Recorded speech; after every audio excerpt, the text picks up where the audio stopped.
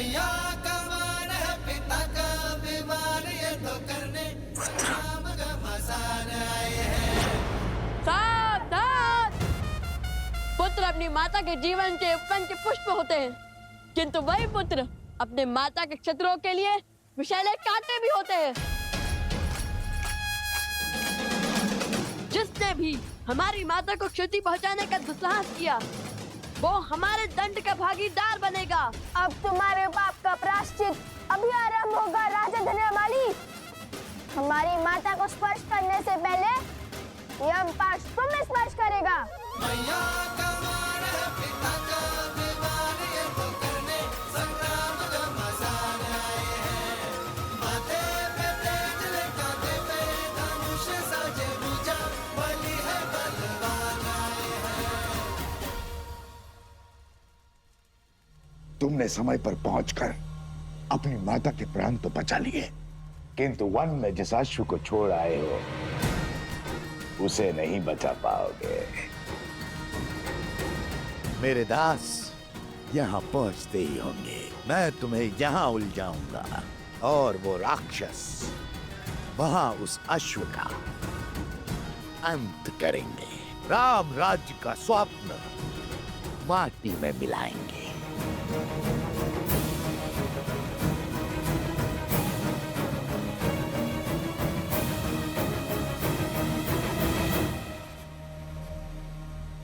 ये देखो, अश्व यहां खड़ा है, आसपास कोई भी नहीं है। चलकर इसका अध्याय समाप्त कर देते हैं और उस पीड़ा का भी अंत कर देते हैं जो इसके कारण हमें भोगनी पड़ी है। शीघ्र चलो।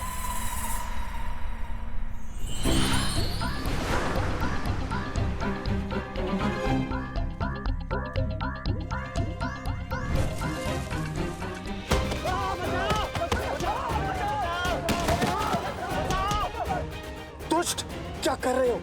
अपने ही साथी को क्यों मार रहे हो? मैंने प्रहार नहीं किया, वृक्ष ने किया।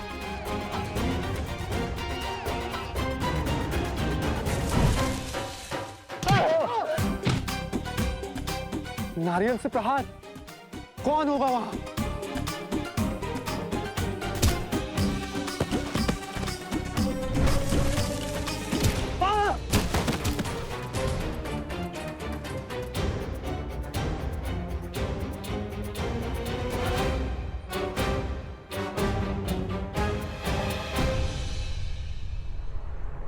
हनुमान! जय महावीर हनुमान। अरे डरने की क्या आवश्यकता है? हम सब तो सैनिक के वेश में है ना।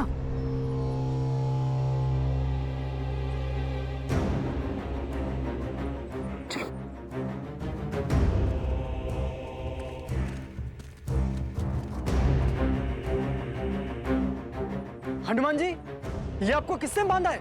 मेरी छोड़ो, अपनी बताओ, कैसे आना हुआ असुरों?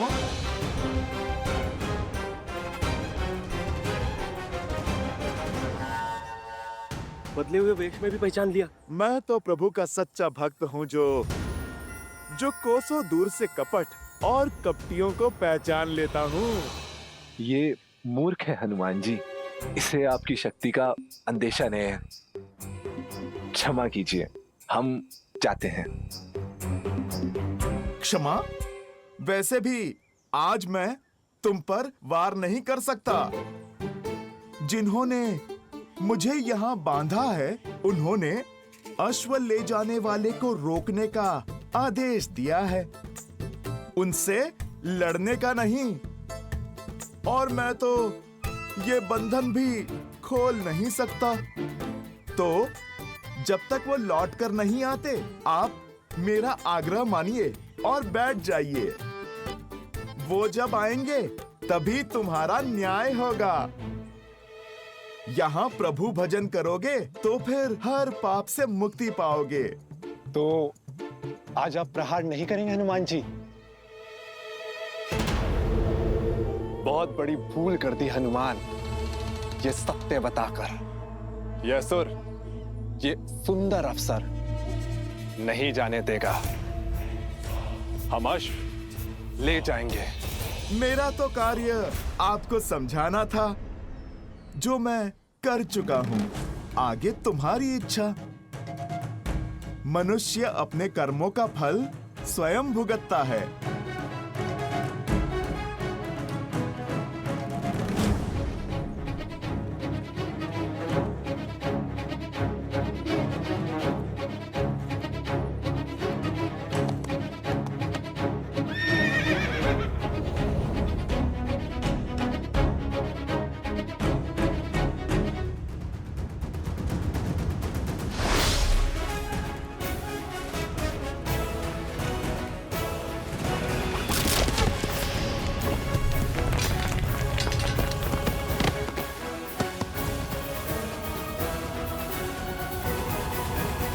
ये मत समझना कि लक्ष्य चुका है। केवल एक धर्म आड़े आया है, ऐसा धर्म जो अपने हर शत्रु को एक अंतिम अवसर देने की बात करता है। अब या तो हमारी माता से क्षमा मांगो या फिर अपने प्राणों की आहुति दो।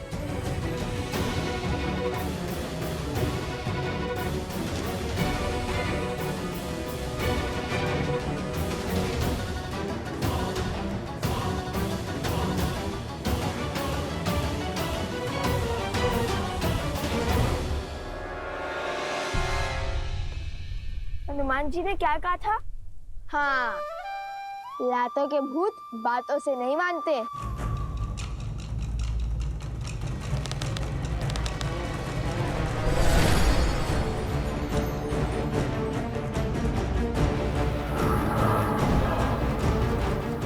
माया,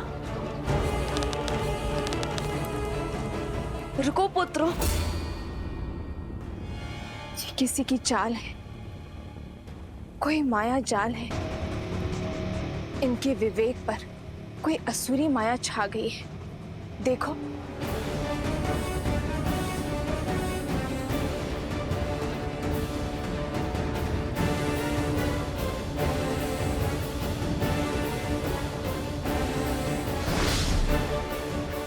अरे हाँ, जिनके विवेक पर माया हावी है वो निर्दोष है पुत्र, और निर्दोष को दंड नहीं दिया जाता, क्योंकि वो किसी के पति, किसी के पुत्र, किसी के भाई और किसी के पिता होते हैं।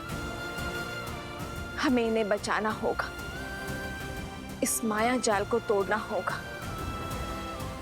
अपने गुरु भगवान वाल्मीकि को स्मरण करो पुत्रों, और इस माया जाल का कोई तोड़ निकालो।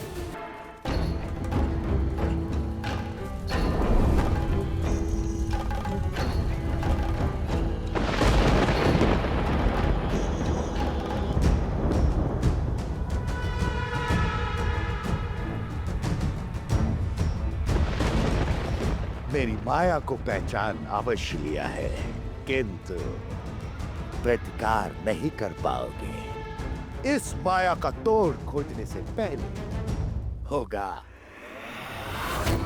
मेरा प्रहार।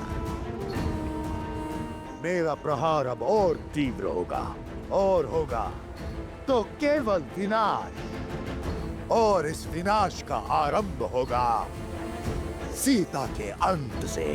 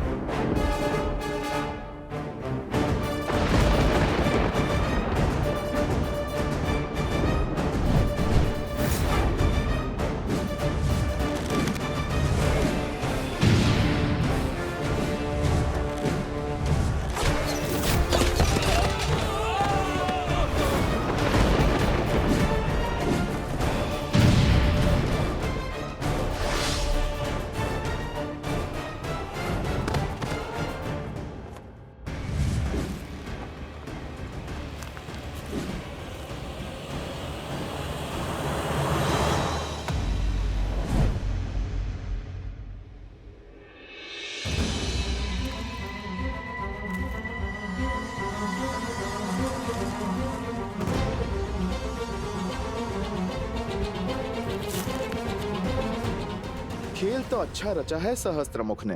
यदि तुम पर विपदा आई तो अश्वमेध यज्ञ खंडित हो जाएगा और दोष मंडेगा लवकुश पर। और तब प्रभु श्री राम एक पिता नहीं, राजा की भांति उन्हें दंड देने पर विवश हो जाएंगे, जो हनुमान के रहते कदापि नहीं होगा, है ना?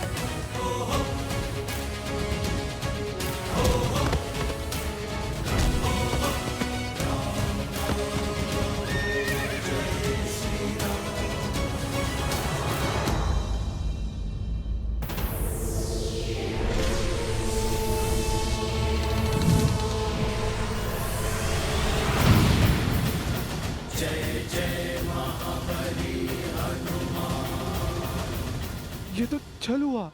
आपने कहा था आप नहीं लड़ेंगे। मैं लड़ कहां रहा हूं? मैंने कहा था ना मैं लड़ूंगा नहीं।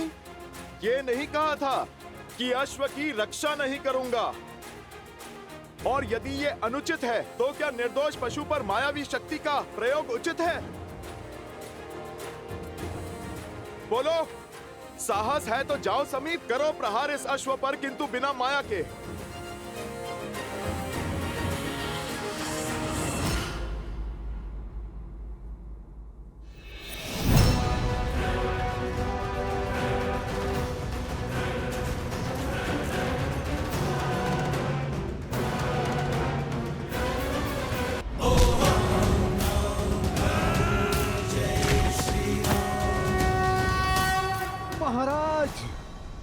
अति उत्तम, करो प्रहार, मार डालो इन्हें।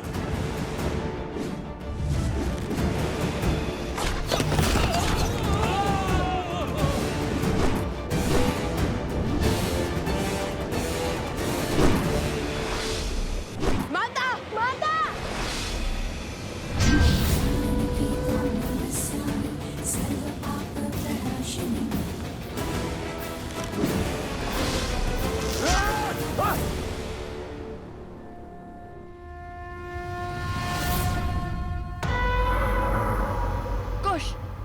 ये माया जाल ऐसे नहीं कटेगा।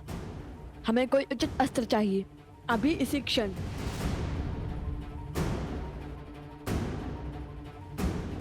सूर्यास्त होने को है पुत्रों, काली शक्तियां और प्रबल हो उठेंगी।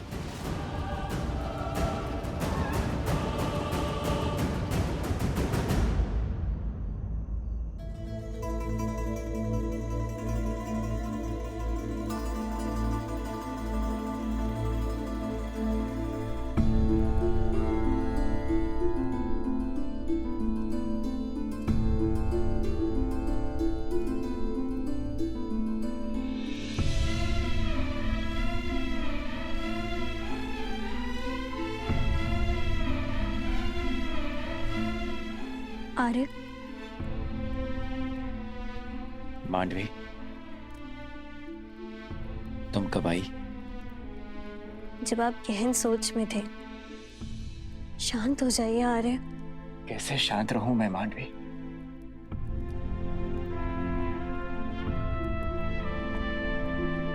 तुम्हें कैसे समझाऊं?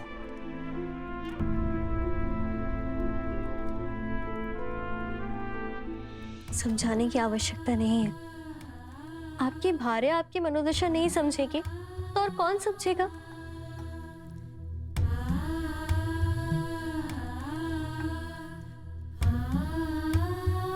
आपको इसी बात का दुख है ना कि छोटे भाई के होते हुए स्वयं राजा राम को युद्ध भूमि में उतरने की क्या आवश्यकता पड़ गई?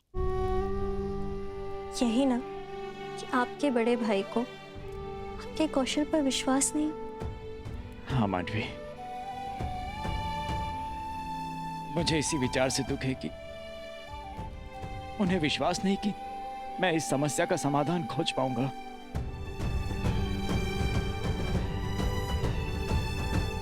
प्रणाम।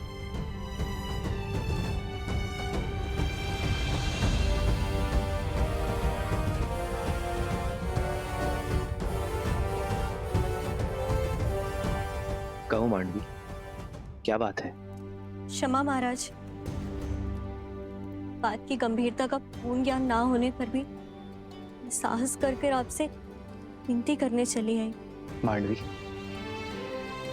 मैं जानता हूं तुम यहाँ क्यों आई हो। आप ये भी जानते होंगे कि आपकी अनुजा के निर्णय को अविश्वास की तुला पे तौल रहे हैं। सोचते हैं कि उनमें इतना कौशल या सामर्थ्य नहीं है कि उन 2 ऋषि कुमारों से वो स्वयं लड़ सके, और यही बात उन्हें भीतर ही भीतर खाई जा रही है।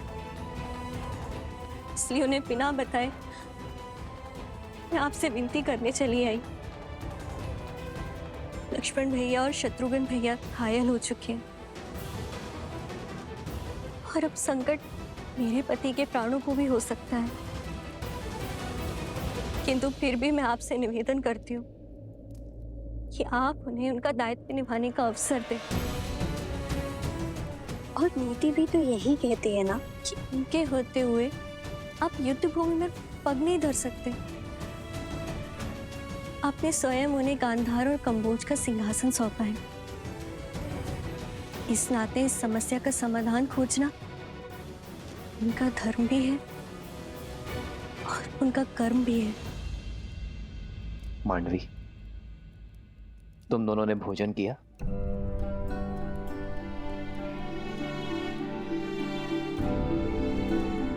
तो जाओ, जाकर भोजन की तैयारी करो मांडवी,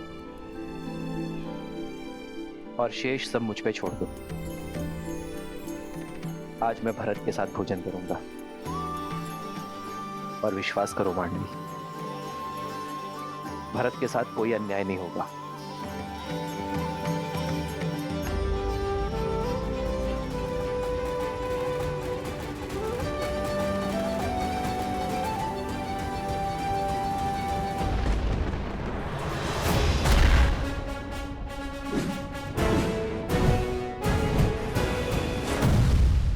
मूर्ख बालको, कितनी देर और रोक पाओगे इन्हें? सहायता का हाथ छटका कर मेरी सहायता कर रहे हो।